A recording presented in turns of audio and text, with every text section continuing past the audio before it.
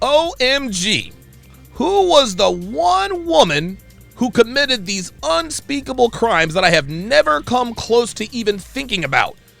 I mean, I've read about these women, and I see them on TV, but I've never actually met one in real life. But you actually had a relationship with her. Tell me about her. Did she act the way she's portrayed in the legendary Lost Scrolls of the 1% of women who are terrible to men?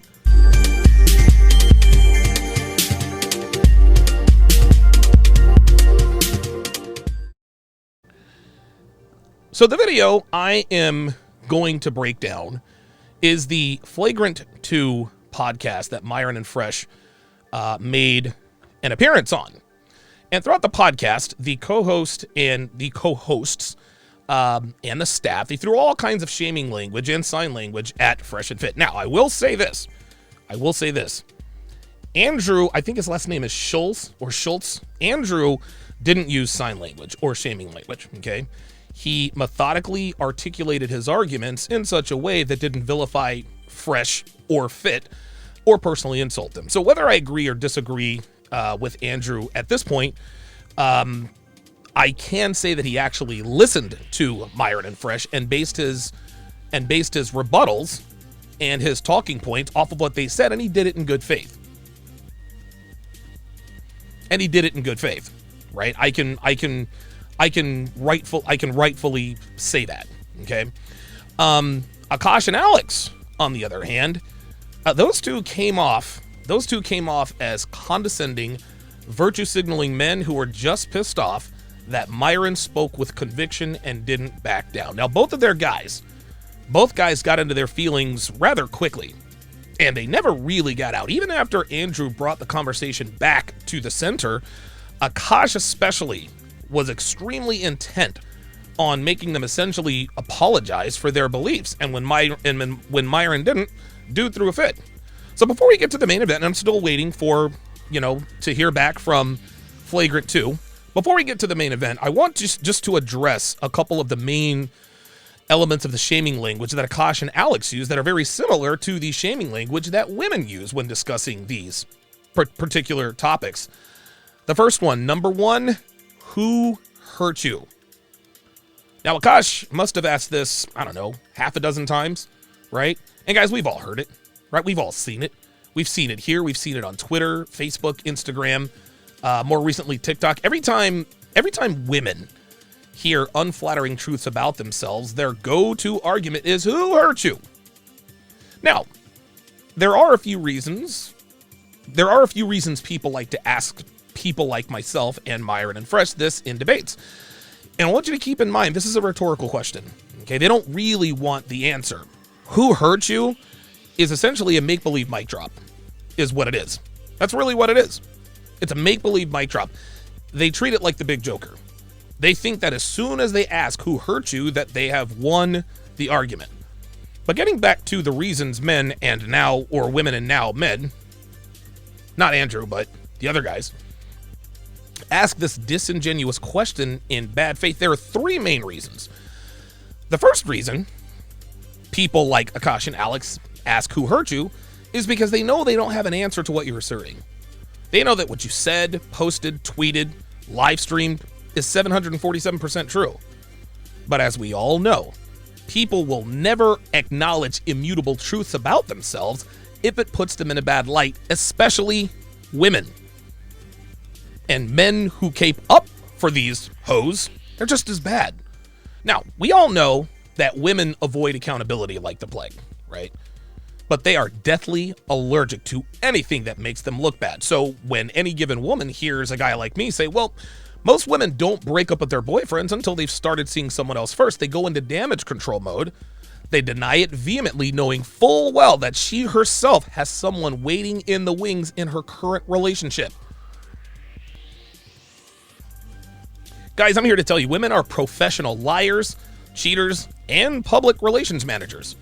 They are their own best and only client. This is why they go absolutely freaking mental every time someone suggests that they aren't these amazing, beautiful, spectacular beings completely above reproach. You guys saw how Brittany Renner responded to Myron when he told her she wasn't special, right? The second reason who hurt you is a go-to shaming tactic that people like Akash and Alex like to use to disqualify us is to disqualify us as an authority, to disqualify you as someone who has no idea what he's talking about. When people ask who hurt you in this context, they indirectly want you to believe that they believe that if you have failed with a woman, then you are automatically barred from giving anyone advice about dealing with women. Interestingly enough, they never apply that same standard to anything else. For example, Stephen Curry. Okay? Stephen Curry has missed a lot of shots in his career. In fact, he's missed most shots he has taken in his NBA career. So if he were to do a video or a tutorial on how to shoot, would people be asking, okay, Mr. Curry, you're in the NBA, but how many shots have you missed? Of course not. Why? Because we all know he's the greatest shooter in NBA history. And to become the shooter he is today, he had to hone his craft. He had to practice. He had to take a lot of shots, which means he had to miss a lot of shots. And by missing shots, he learned what to do and, most importantly, what not to do. Even men who are still plugged in would readily acknowledge that it would be silly to base their opinion on Stephen Curry based on his missed shots. So when people like Akash and Alex ask, who hurt you? They're really telling Stephen Curry that he's not a very good shooter because he's missed a lot more shots than he's taken during his life. As ridiculous as that sounds, gentlemen, this is what they're telling us. They're telling us that we're not qualified to speak about how to handle women because we failed with more women than we've had success with. Now, obviously, we know this is bullshit because even they understand that getting good at anything requires practice and repetition. They know that practice and repetition comes with failure, and with failure comes adjustments, and with the proper adjustments, success is the next step. Pointing to someone's failures as a response to their success is about as dumb as trying to nail a jello to a tree.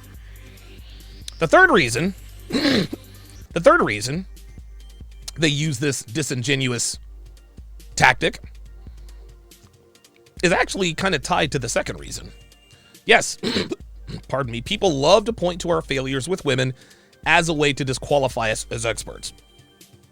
But they also like to point to our failures with women to simply point and laugh at us. To highlight the fact that, yes, we have endured emotional pain at the hands of a woman. They are pointing the finger at you and saying, ha ha, you got played, you got your heart broken. Heather, my other assistant, tells me that there are always a few people in my comments telling me, you're still not over your breakup with Amy, or Tatiana played you like a fiddle, or Victoria cheated on you with her ex-boyfriend and you're still salty about it. All they're doing here is pointing out something bad happened to me and laughing about it. They're pointing and laughing at the fact that, yes, I've had my heart broken. Yes, I've been played. Yes, I've been made to look like a fool by more women than I care to admit. Now, they ask who hurt you in this context to humanize you. They do this to take you down a peg, to let everyone know that you have cried about a woman or that you made a fool of yourself because of a woman or a woman made you look bad. And the reason they do it, stay with me here, the reason they do it is because they respect the authority with which you speak, and it scares them and sometimes even pisses them off because they wish they could speak with the same authority and conviction as you do. And as you will see, this will clearly be the case with Akash when I break this down, which looks like it's going to be exclusively on Sharpe Stream. You guys can download, I'm always pointing in the wrong direction. You guys can download the Sharpe Stream app right now. You can download the Sharpe Stream app right now for Android or iOS. Anyway, you are so rock solid and precise with your talking points that guys like Akash and Alex, they subconsciously think, oh, this guy's actually convincing. I mean, I know he's telling the truth. But most red pill guys are dorks and incels, but this dude is well put together. He speaks well. His thoughts are organized, and he's describing the kinds of things women do to the letter. I need to make him look stupid by letting everyone know that he's not Mr. Perfect and that he's been humiliated by a woman before. That entire subconscious thought pattern manifests itself through the words, who hurt you? And when spoken in this context, haters are not only co-signing what you're saying, they're also telling you that they admire They admire you, and women might even be turned on by you. It's almost like an indirect, purposeless shit test. Now, normally, when you start talking to a girl and she starts to feel herself becoming attracted to you, it is in her programming to test you to ensure that you are indeed who you present yourself to be. When a woman asks, "Who hurt you?" she's doing almost the same thing. She's not really asking you this to throw you off. She thinks she is, but she isn't. No, what she's really doing is she is testing you to see. She is testing to see if, well, through this really disingenuous rhetorical question that is asked in bad faith 100 times out of 100, if you really are who you present yourself to be. Because if you can, it verifies your sexual market value. Case in point. You guys remember Silver Sable, right? Amanda. Silver Sable, she asked Myron Gaines, "Who hurt you?" Myron showed her he understood why she asked the question. That turned her on, and they may or may not have smashed. So those are the three most common reasons women use the "who hurt you" shaming tactic. But now I'm going to point out the two reasons this particular shaming tactic is fraudulent and why. The first reason is that women are snowflaking when they ask "who hurt you." Stay with me here, guys. By asking you this question, women and men are insinuating that there is only one female in existence ever capable of lying, cheating, and engaging in terrible behavior as a significant other. OMG, who was the one woman who committed these unspeakable crimes that I have never come close to even thinking about? I mean, I've read about these women, and I see them on TV, but I've never actually met one in real life. But you actually had a relationship with her. Tell me about her. Did she act the way she's portrayed in the legendary Lost Scrolls of the 1% of women who are terrible to men? They act like they think that nefarious, deceitful, and unfaithful women are as rare as Bigfoot. That's the first element. The second element is to directly insult you. Not only did you go against a centuries-old advice to disobey the wisdom of the Lost Scrolls, to stay away from those rare creatures that have only been photographed from afar, you were dumb enough to get in a relationship with her. You are so stupid that you committed to the one and only nefarious, deceitful woman who has ever existed in the history of time. Who hurt you? It was a girl named Victoria. That's her name? The one deceitful, nefarious woman's name is Victoria? That's who it is? Guys, this is bullshit. We know it, and they know it. Women know damn well how they operate. They know they monkey branch. They know they cheat. They know they lie. They know they make terrible wives, mothers, and girlfriends. But they want you to think that they're unaware of their own nature. The second reason this counter argument is a fucking fugazi is that women act like it's one relationship with one woman that shaped our views in terms of how they move in relationships. As if to imply that all it took was one relationship with the only terrible woman who ever lived to come to the conclusions that we've come to. Women are acting like we all just decided to get together and make up stories about women. They're acting like we all just woke up one day and said to ourselves, "Hey, let's completely detonate the dating market by making up stories about how terrible women are. We'll make up stories about their lies. We'll come up with juicy stories about how they cheat.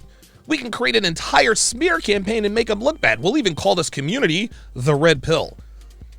This is how they act, gentlemen. But the truth is, millions of men have had the same experiences with millions and millions of women. No man has ever formulated an opinion on relationships after just one relationship. When the same things continue to happen to him over and over again, and you hear about the same things happening to other men over and over again, you rightfully conclude that women behave in a particular way in relationships.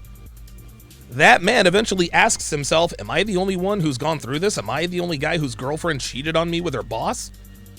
Am I the only guy who acted like I was cool with her texting her ex only to find out she was still sleeping with him? Am I the only guy whose wife had another man's child while she was married to me? Am I the only guy whose wife took him to the cleaners in divorce court? Am I the only guy who got dumped by his girlfriend a week before spring break?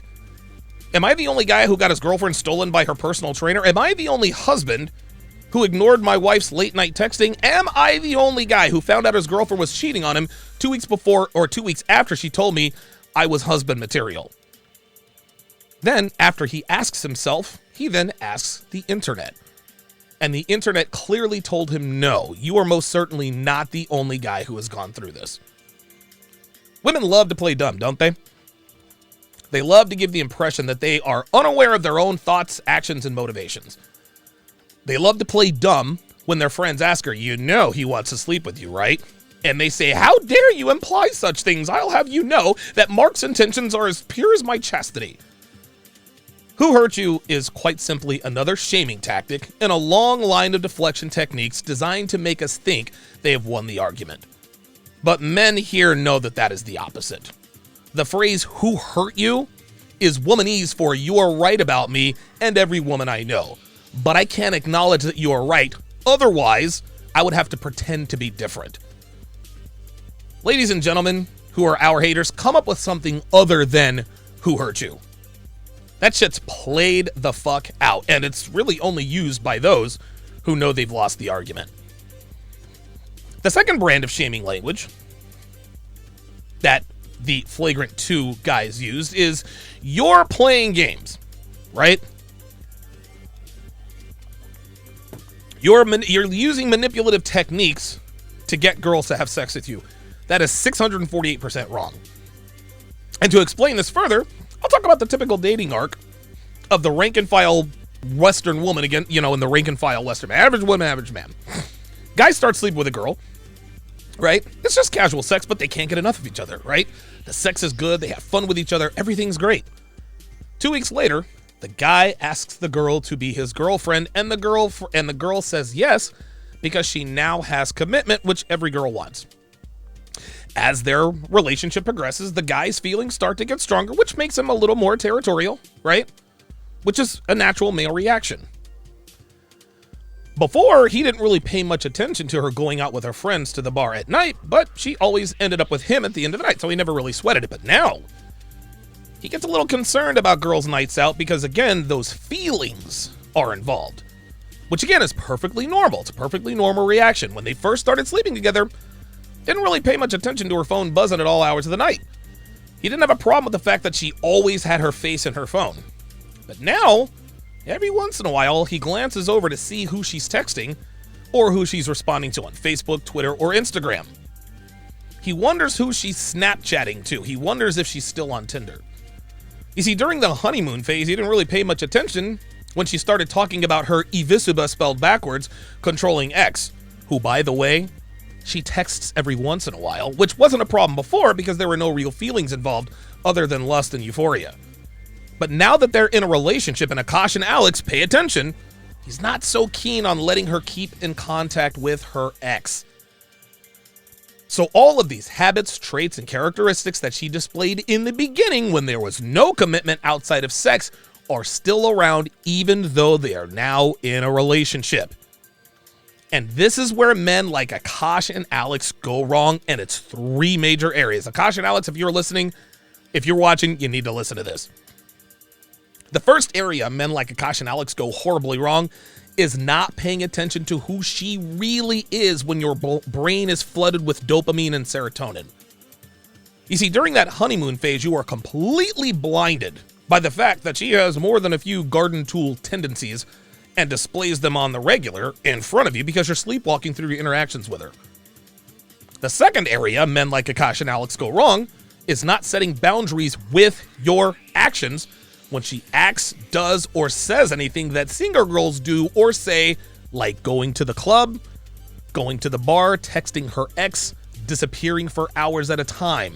Stop me if you've heard these before. Again, she's not your girlfriend, so doing these things doesn't violate any commitment, but if you don't withdraw your attention like I talked about earlier, when she acts like she's single with or without you, guess what? She's going to assume that it's okay to act single even after you're in a relationship with her. Rewarding her with your continued attention when she texts her ex or goes to the club, that sets the tone for later on. And because you are completely oblivious to the habits and tendencies that are bad for relationships, because you're not paying attention like I just said, You don't withdraw your attention, like you should, to let her know that you're not going to reward her with more attention when she acts like she's single. Now, as a side note, Akash and Alex, if you know you don't give a damn about the girl, if you know she's insufferable and can't stand being around her outside of sex, then there's no need to pay attention to any of this stuff, right? Listen, you're not going to care about it anyway because she'll just be another notch in your belt. But if the girl you're sleeping with is actually decent company, you're susceptible to catching feelings. We all are. We're human. We're not robots. The third area that men like Akash and Alex go wrong, and this is the biggest area, and I've talked about this recently many, many times, is telling a girl you want a relationship before she tells you she wants one. The reason, Akash and Alex, this is always a mistake, is because when you ask a girl to be your girlfriend, what you're telling her is that she has fulfilled all the requirements to earn your commitment. You're telling her that there's nothing she needs to change and that there's nothing she needs to do. You're not saying this out loud with your mouth, but this is what you are telling her when you ask her to be your girlfriend first. You can't ask a girl to be your girlfriend and then tell her what your requirements are. It doesn't work that way. This is why girls react with accusations of possessive, controlling, and toxic when you try to set boundaries after you commit to her. What you're doing here really is essentially pulling a bait and switch. You're telling a girl indirectly telling a girl she meets all of the requirements for your commitment, then adding more commitments or more requirements. Right? Think of it this way. It's like negotiating the price of a car and paying, $10,000 for it. Then a week later, the seller or the dealer calls you back and says, hey, you got to pay an additional $5,000 if you want us to mail you the title. You're going to have a fucking problem with that, as you should. Well, in that same vein, girls have a huge problem with guys who commit to them and then try to set boundaries and expectations. And when you do this to girls, they feel like they've been cheated or tricked because they can't really describe what happened. So what do? They resort to their default programming, which is to call you insecure, possessive, and controlling. This is why a lot of girls describe their relationships as perfect in the beginning, because these guys committed first, which they took to mean that they didn't have to change anything to earn his commitment, which all girls love. Of course she thinks it's perfect. All she has to do is exist and she gets what she wants without having to change anything. Girls love getting things they do not have to work for, especially commitment. Then when he tries to lay down the law when he didn't before, that's when she describes her boyfriend as becoming toxic. So here's another lesson for Alex and Akash if they're watching. Never, and I mean never, commit to a female before she expresses interest in a relationship. And when she does, put her through her paces and make her earn your commitment. Akash and Alex, you guys are both decent looking guys. You guys can get sex anywhere. But she needs a reason to give you, she needs to give you a reason outside of sex to commit to her. At which point you can now vocalize your requirements for your commitment. And I know Alex and Akash, I know you guys are probably scoffing at this, right? You guys are probably scoffing at this, but I'm just telling you guys from personal experience. Do not throw your leverage and ability to dictate terms, that's right, dictate terms, as you are the man with the leverage, by asking her for her commitment first. Wait for her to express interest first. Well, what if she never expresses interest? Then she doesn't want your commitment. Well, what if she's waiting for you to express interest? Then she wants your commitment without having to work for it, which means she's waiting for you to give up your leverage so she can have her cake and eat it too, literally. Guys like Akash and Alex think they know it all. They think that they're enlightened because they're on this popular podcast. I'm here to tell you, there are a lot of guys with a huge following who have no fucking idea what they're talking about. And I'm not going to be too hard on Akash and Alex. I'm going to try not to be. I can really just sort of charge this up to that you just don't know. That doesn't mean that you're stupid. That doesn't mean you're bad people. But you really have to sort of think about things like virtue signaling when you've got guys like Myron and Fresh in your studio. Like, just because you guys have what, 500,000 subscribers? Just because you have 500,000 subscribers telling you that you're right, you got to understand, man. You got to understand. You really got to know what you're talking about. This community doesn't exist for no reason. What we talk about here is the truth. Whether you want to admit it or not, whether you want to acknowledge it or not, it's the truth. And one way or another, Akash and Alex, you are going to learn. You can either learn the easy way or you can figure it out the hard way. Either way, you're going to find out. And that's the memo. All right, very, very good.